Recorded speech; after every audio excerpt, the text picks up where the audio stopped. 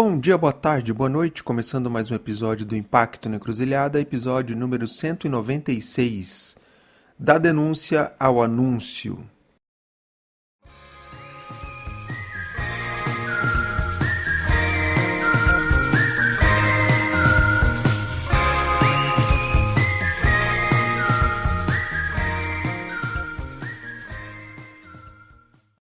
Nesse episódio eu conversei com a Graciela Selaimen, a Graci, que é a diretora executiva do Instituto Toriba, uma organização da sociedade civil formalizada em 2024 que atua na construção de cenários e na ponte entre arte e justiça social. E eu agradeço demais ao Márcio Black, valeu Márcio, pela indicação da Graci para esse papo simplesmente incrível. A Graci se denomina como sendo uma ativista curiosa e tem muitas horas de voo no setor. Já passou pela Fundação Ford, por várias outras organizações da sociedade civil. Reacender desejos é um dos motes da Toriba, manter o fogo, o entusiasmo aceso, né, para fazer coisas incríveis no mundo. Muito bacana. Afinal, por que a gente precisa ir além da denúncia no campo socioambiental? Por que a gente precisa ir além do diagnóstico dos problemas com os quais lidamos? E por que é tão fundamental a gente partir para o anúncio, para o que a gente propõe pôr em prática, para construir esses novos caminhos para além da denúncia? Pois bem, essas e outras questões a Graci destrinchou com maestria ao longo do papo. E eu destaco também a conexão que ela faz através do Instituto Toriba com outras bolhas. Bolha da arte, da comunicação, do entretenimento, enfim, ativistas de diferentes prateleiras. Afinal, os artistas veem as coisas antes da gente? Concorda? Bom, para além da denúncia, qual é o anúncio que a gente pode fazer? Essa é a provocação ou convite que a Graci fez ao longo do papo e que eu achei genial.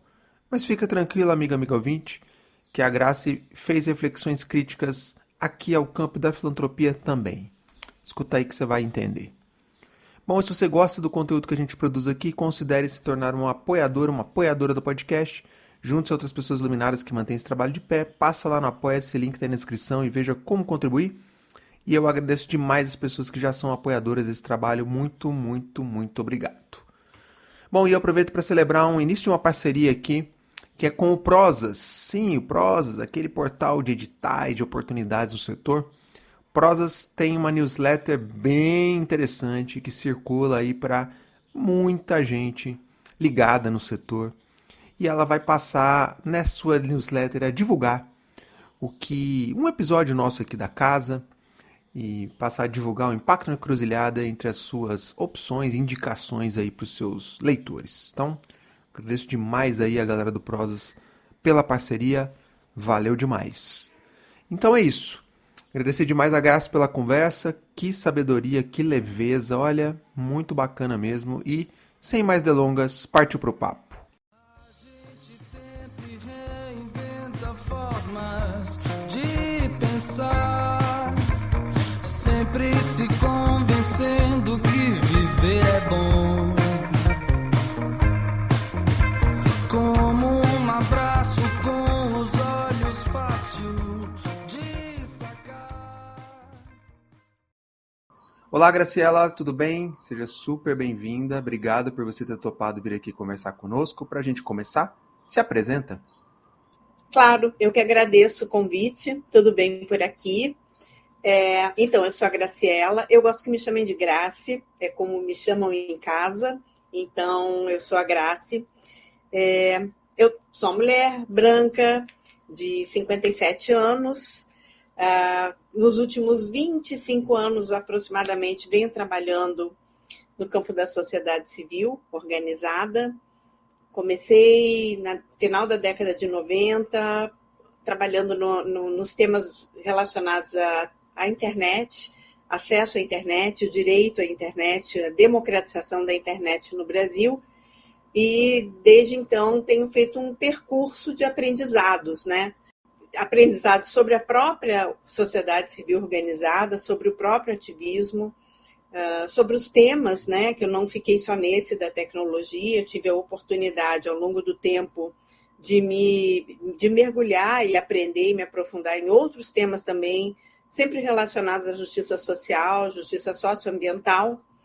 Passei pela filantropia. Em 2013, eu fui trabalhar na Fundação Ford, fiquei lá durante 8 anos, uma experiência que me ensinou muita coisa, e ao sair continuei contribuindo com o pensamento da filantropia em diferentes lugares, por diferentes plataformas. E em 2024 formalizei o Instituto Toriba, né, que é uma organização nova da sociedade civil. Então, assim, sintetizando, eu acho que a Graciela é uma ativista curiosa, que não gosta de ficar na zona de conforto e gosta de descobrir coisas novas. Então, sai atrás para descobrir, sai atrás para perguntar e para aprender outros olhares, né? Com outros olhares, a desenvolver e desdobrar outras possibilidades para o meu fazer, né? Para a minha contribuição para esse campo. Uau, belíssima trajetória. E, bom, vou te chamar de Graça então. Graça, mas tem um significado a palavra Toriba? Eu queria que você explicasse. Toriba é uma palavra que significa felicidade, alegria, felicidade, satisfação, né? E eu estou muito convencida, eu escolhi essa palavra porque eu acho que a gente tem que ser movido pela alegria, inclusive no nosso inconformismo, né? Eu acredito que a gente tem que ser movido, continuar movido pelo desejo, e o trabalho da Toriba é nessa direção, né? De reacender o desejo, de ampliar a visão para aquilo que a gente quer, não esmorecer com os discursos fatalistas ou com, enfim, as crises, né, que a gente vai ter que navegar, já está navegando, são presentes, né, inquestionáveis, e manter esse fogo, né, do entusiasmo, o fogo do desejo por fazer coisas incríveis no mundo que precisa de coisas incríveis.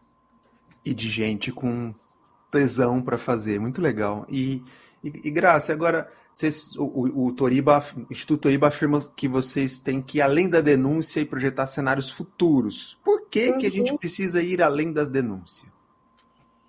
Porque a gente precisa de novos anúncios, né?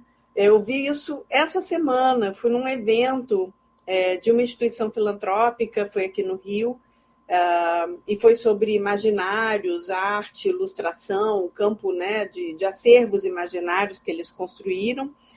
E eu vi exatamente nas palavras de uma outra pessoa do campo aquilo que a gente vem pensando, né, que a gente precisa passar da denúncia para o anúncio, né? Porque aquilo que a gente denuncia, a gente já sabe. E a gente tem feito muitas coisas, tem experimentado muitas coisas. E quando eu falo a gente, eu estou falando da gente ativista, né? Estou falando desse meu eu ativista. A gente que está nesse campo buscando transformação sabe muito bem fazer o diagnóstico, sabe muito bem fazer a denúncia. A gente sabe o que está errado, né? O que eu acredito também é que isso é importante, e também é importante, além disso, apontar caminhos, procurar outras formas de atuar, de contribuir, de especular sobre o que mais é possível, né? Num mundo com tantas mazelas, né? Que a gente já sabe denunciar. Então, para além da denúncia, qual é o anúncio que a gente pode fazer, né? Qual é a promessa, as perspectivas, as visões para o que vem pela frente, o que se anuncia, o que emerge, que a gente precisa nutrir e a gente precisa contar. A gente precisa narrar esse outro mundo possível que nos move, que a gente acredita que existe, né? Eu descobri no meu caminho, né, assim, desde a época da fundação, porque, você sabe, meu trabalho era ler proposta. Eu recebia proposta todos os dias, eu tinha que ler propostas, eu comecei a me dar conta que, nossa, as propostas vinham muito elaboradas e sofisticadas no campo da justificativa. Mas quando diziam assim, o que a gente vai fazer, aí as palavras ficavam mais limitadas, a coisa encurtava, tinha menos repertório ali, sabe?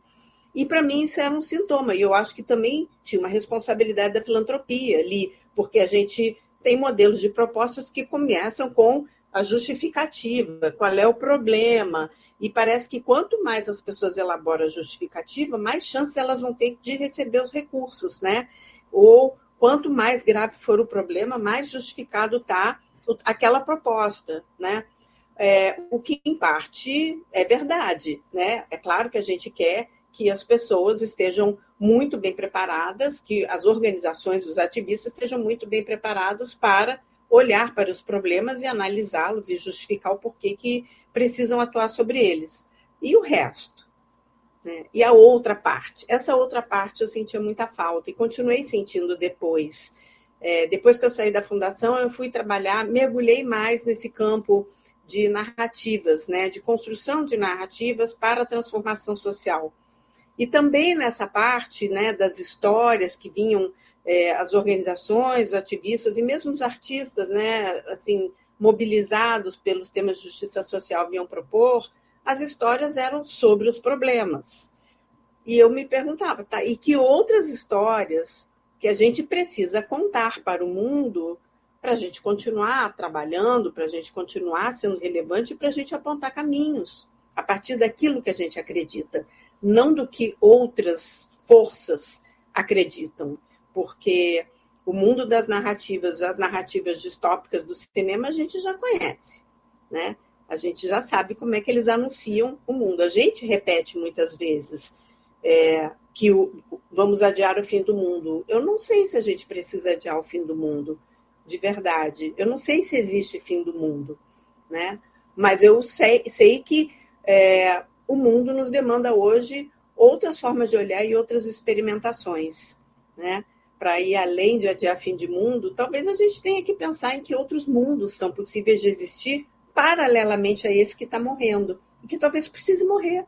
Então, é este campo de especulação que eu acho que faz falta para a gente ampliar esses repertórios do que é possível e de para onde a gente quer ir, né? E isso deve ser uma justificativa para a filantropia apoiar as organizações, que elas sejam mais capazes de dizer, é isso aqui que é possível, é isso aqui que eu vejo, é para lá que eu quero ir. E você trate de me apoiar para fazer esse trabalho de construção. É isso que eu quero ver acontecendo. A gente vai seguindo em frente, a gente ri de si pra não chorar, como uma dança diferente, enlouquecendo para se curar.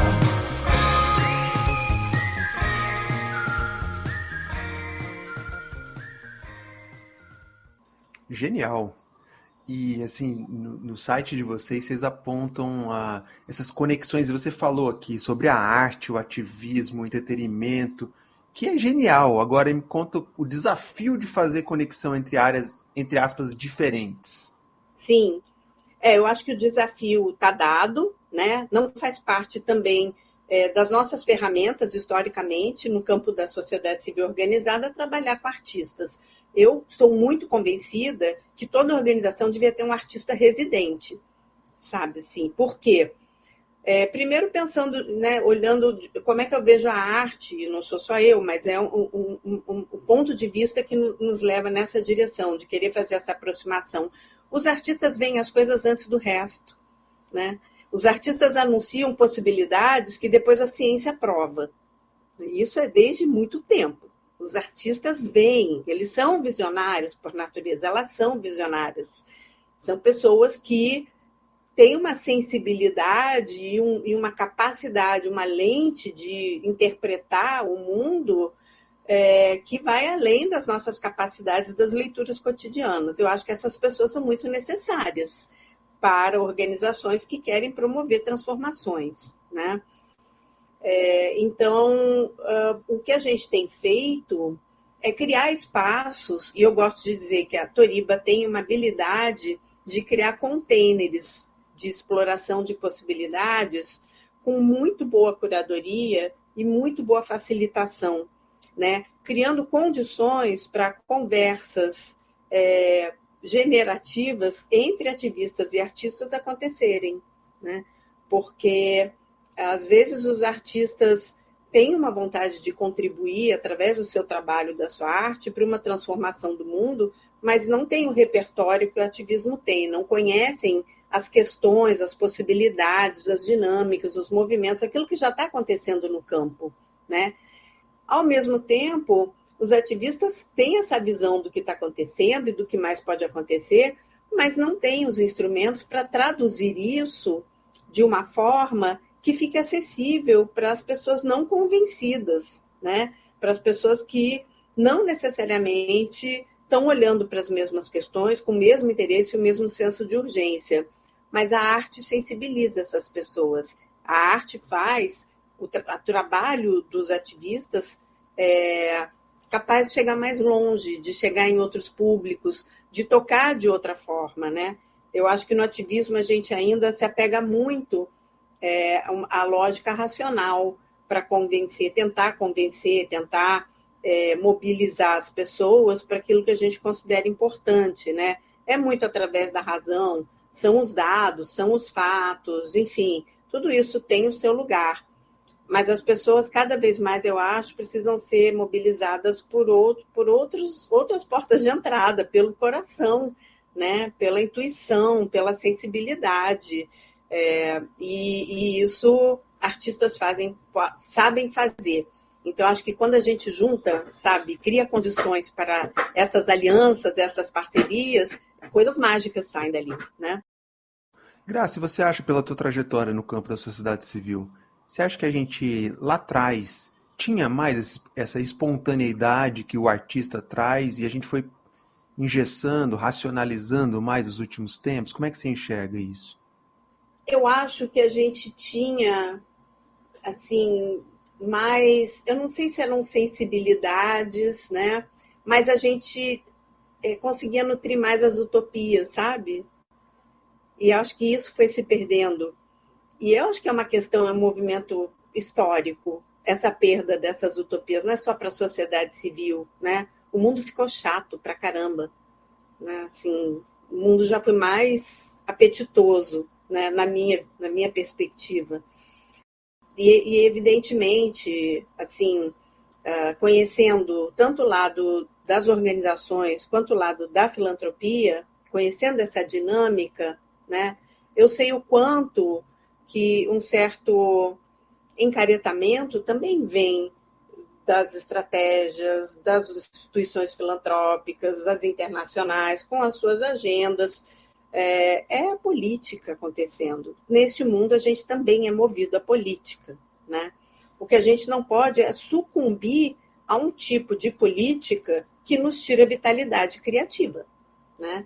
Então, nesse sentido, eu sou absolutamente vitalista, sabe? Assim, e aí você vai ver muitas vezes, eu tento trazer isso, inclusive no site, que assim, quando a gente pensa e vamos prospectar outras formas de estar no mundo, vamos prospectar outros acordos, outros pactos possíveis nesse futuro que a gente se junte para imaginar, se junte para narrar, para desenhar, que ele seja centrado na vida, né? Que ele seja centrado na vida, acima de tudo, né? E a gente não sucumba ao cinismo, que também é uma forma de necropolítica. E que está muito em alta, infelizmente, nos tempos atuais. Da Ibope, né? Verdade. Ser crítico da Ibope, lacrar da Ibope, ser cínico da Ibope, e a gente nem se pergunta por quê, né? Mas existe uma máquina operando aí, fazendo que isso dê Ibope, né? Você sabe, eu venho do campo de tecnologia, passei uma boa parte da minha vida observando como funcionam os algoritmos, qual é a lógica por trás das redes sociais, e é isso, infelizmente, eles ativam essas emoções, esses piores afetos, assim, né? É intencional. Então, eu acho que, mais do que nunca, também por causa disso, e principalmente nesse universo das redes sociais e da tecnologia, nutrir o desejo, a esperança e o sonho e a criatividade e a ação propositiva, né? Assim, utópica na sua melhor né, a acepção do termo, é um grande ato de resistência. É uma atitude política. Não tenho dúvida disso.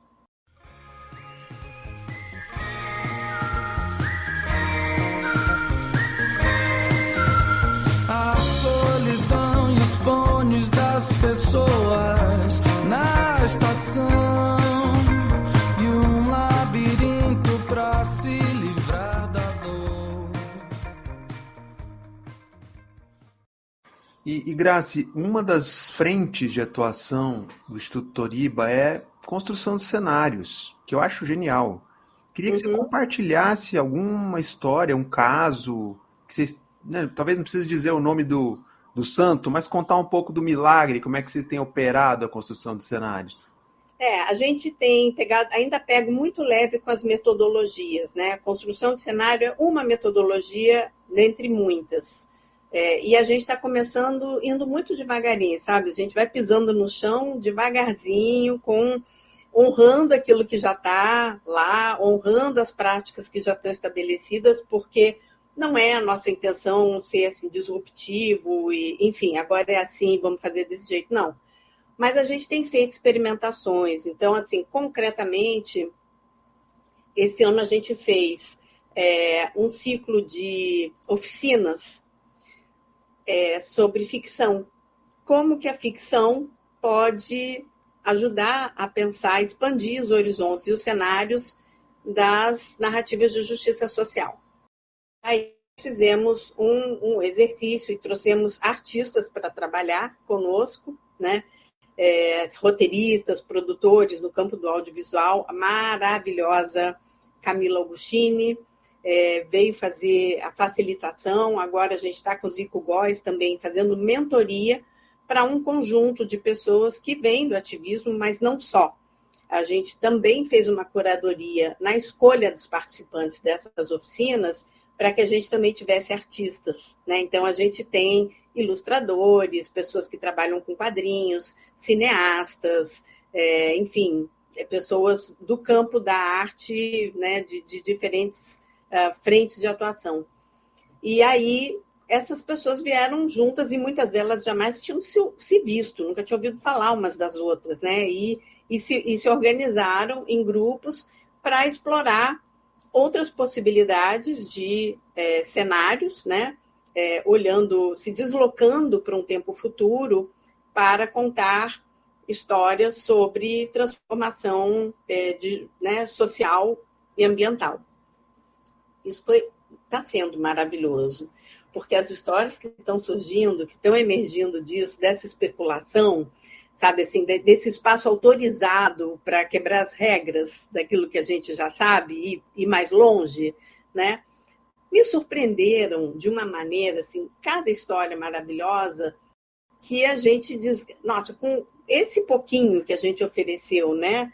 Um espaço, um ciclo de oficinas, uma facilitação, e também oferecemos recursos para esses projetos se transformarem em produtos, né, de narrativos. Então, produtos de storytelling ou filmes, tem 2 curtas sendo produzidos, uma história em quadrinhos que também vai ser transformada em outros conteúdos multimídia para plataformas, para redes sociais, e 2 podcasts, né?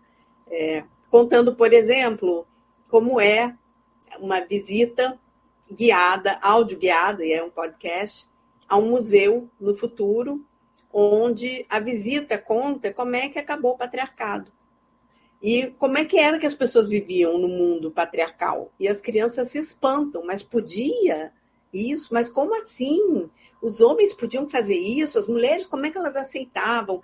Então, é um outro jeito de contar, né, para além da denúncia do que a gente está vivendo, dizendo, olha como isso pode ser superado e o que a gente faz, que passo a gente dá nessa direção, né? Tem uma outra história que eu estou fascinada, ela não é tão apontando para o futuro, mas ela é apontando para uma realidade nova, paralela, alternativa, enfim, possível, né? Que é a história de um jogador de futebol argentino, jovem, prestes a brilhar na Copa do Mundo, e ele começa a se sentir mal, e ele começa a ter umas crises de choro quando vai jogar, quando entra no campo, desmantela e tal. E aí vai procurar médicos para entender o que está acontecendo, o time, né, leva ele para fazer exames e tal, ele descobre que está grávido, que existe um vírus novo atacando homens cis, né, hétero e cis, e aí esses homens engravidam, né? E aí ele está diante de uma questão, né, sobre a autonomia que ele tem para tomar decisões sobre o próprio corpo, né? Faltando 6 meses para a Copa do Mundo, né? Então, são esses deslocamentos que nos fazem pensar de um outro lugar sobre como a gente pode falar dos temas que nos importam e chegar mais longe também com isso, né? Não só especular nas possibilidades, mas também ampliar as audiências que a gente consegue atingir com essas histórias e ampliar também a possibilidade de questionamentos, né? E se os homens engravidassem? Como seria essa história toda? Uau, sensacional. E é muito interessante como a arte tem esse poder, né? De fazer esses anúncios de uma maneira totalmente disruptiva, diferente, inovadora. E aí minha pergunta aqui é, quando você junta essa turma da arte, dessas diferentes expressões artísticas, e, em geral, essa turma tem o mesmo diagnóstico das questões sociais e ou ambientais que nós, ativistas desse campo, temos? Ou o diagnóstico é completamente diferente? Eu não sei nem se eles têm diagnóstico dessa forma como a gente está acostumado a construir no ativismo.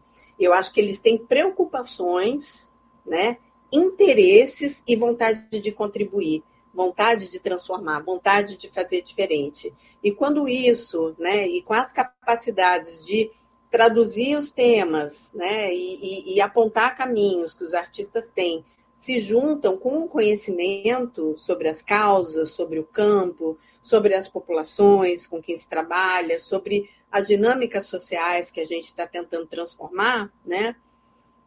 Isso promove um alargamento de fronteiras nos dois lados, né? Alarga a fronteira dos artistas, que aí dizem, agora eu entendi, então é isso, então é por aí, então eu posso contribuir dessa maneira, contando essa história ou criando, né, essa imagem.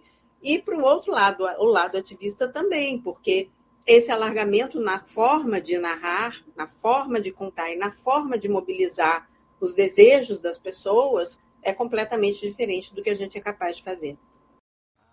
A força imensa dos que ainda podem se alegrar, guiam de forma branda os seus corações. E aí vem a condição de pensar sempre no se fosse, se antes não fosse, se agora fosse, mudaria alguma coisa no final. Muito bom, muito bom. Grazi, para a gente fechar aqui, te agradecer o papo delicioso, passa voando o nosso tempo aqui. Por que você acha que a filantropia, em geral, tem dificuldade de financiar, de fomentar esses arranjos mais inovadores? Porque eles querem evidências de impacto, né? E pensam no curto prazo, na verdade. É uma lógica de curto prazo. Em 2 anos, como é que você vai me dizer que o dinheiro que eu coloquei aí valeu a pena? E na filantropia não deveria funcionar assim. Eu acho que um papel de uma pessoa que faz um trabalho na filantropia bem é plantar boas sementes. Não é ficar embaixo da árvore esperando cair o fruto e medindo, vendo o tamanho, se está maduro, se não está, se está o sabor que ela queria ou se saiu mais amarguinho. Não é. Eu acho que o trabalho na filantropia deveria ser, principalmente nos tempos de hoje, em que você não prevê mais nada, e se alguém disser que prevê, está mentindo, porque, vamos combinar, né? Nem a meteorologia consegue dizer se amanhã vai estar calor ou frio no Rio de Janeiro. Eu saio de casaco debaixo do sol, porque a gente não sabe como é que vai estar o final do dia. Então, vamos, né, assim, humildemente nos colocar neste lugar de não saber, e tudo bem, né? E vamos, humildemente, fazer parcerias com outras organizações e pessoas no campo que estão em busca de resposta tanto quanto nós, mas abrindo mão dessa visão ultrapassada de que você tem que apresentar evidências e métricas, indicadores de impacto num projeto que, às vezes, tá, loucamente, é de 1 ano ou de 2. Gente, sabe? Dá para fazer melhor, né? Precisamos fazer melhor, precisamos nos comprometer a plantar sementes melhores e olhar para frente e olhar para a transformação com o tempo que ela merece. Eu gosto muito da fala, eu sou assim, adepta, seguidora de um filósofo nigeriano que já está ficando muito famoso. Quando eu comecei a fazer os cursos dele, ninguém conhecia, mas ele já está rodando bastante, que é o Bayo Akomolafe. E Bayo tem uma frase assim, que tem sido repetida. Ele diz assim, ó, os tempos são urgentes, então a gente precisa desacelerar. Porque quanto mais urgente uma causa, ou um tema, uma questão, mais ela merece o nosso tempo, com toda a qualidade e com toda a atenção e com toda a intencionalidade que só o tempo nos permite oferecer. É esse o meu recado para a filantropia. E o que a gente vivencia no campo é o oposto, é tempos urgentes e todo mundo correndo sem nem saber para onde está correndo. É como se fosse criar uma solução e dizer, fui eu que fiz, sabe? Também desapega dessa ilusão, porque a gente está entrando num mundo em que esse fui eu, sou eu o pai da criança bonita, não existe mais, né? Nem o prêmio Nobel vai mais para um cientista, geralmente são equipes de cientistas. Vamos olhar para esse sinal de futuro, né? A construção das soluções, dos caminhos, ela é coletiva. Então, vamos compactuar com essa coletividade e fazer junto no tempo também dos parceiros, das populações com quem a gente quer trabalhar, porque são elas que vão trazer as respostas que a gente precisa.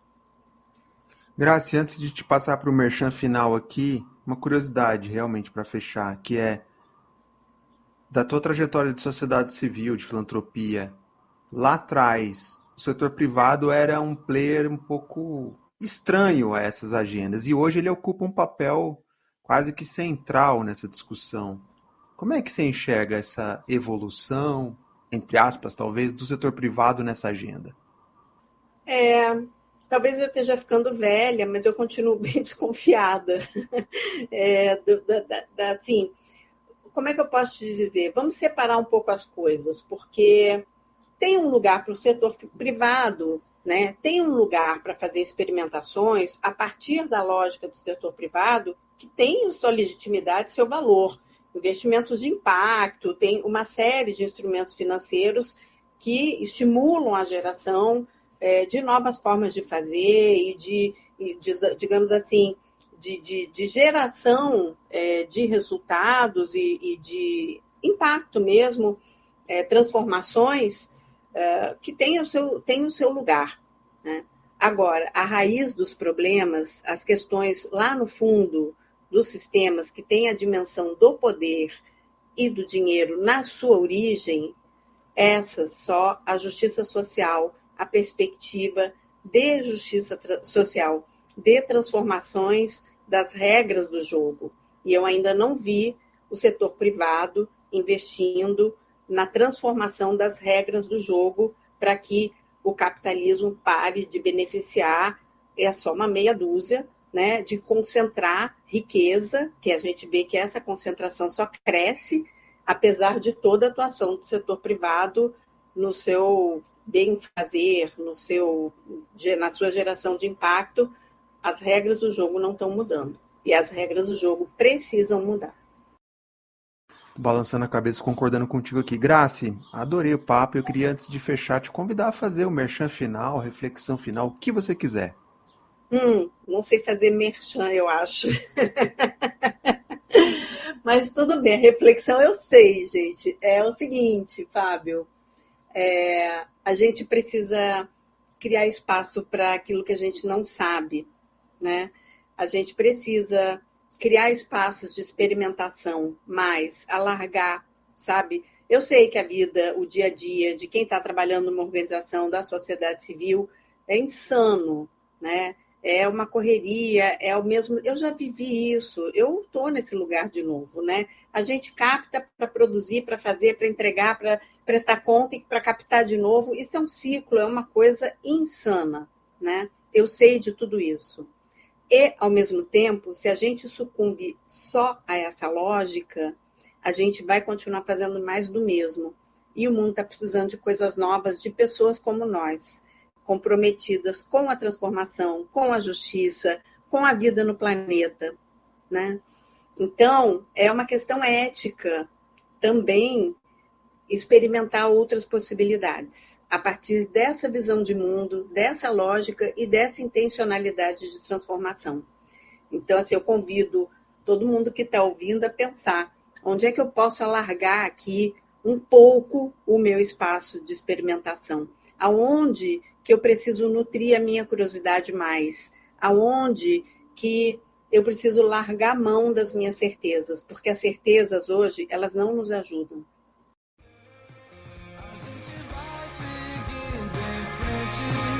A gente ri de si pra não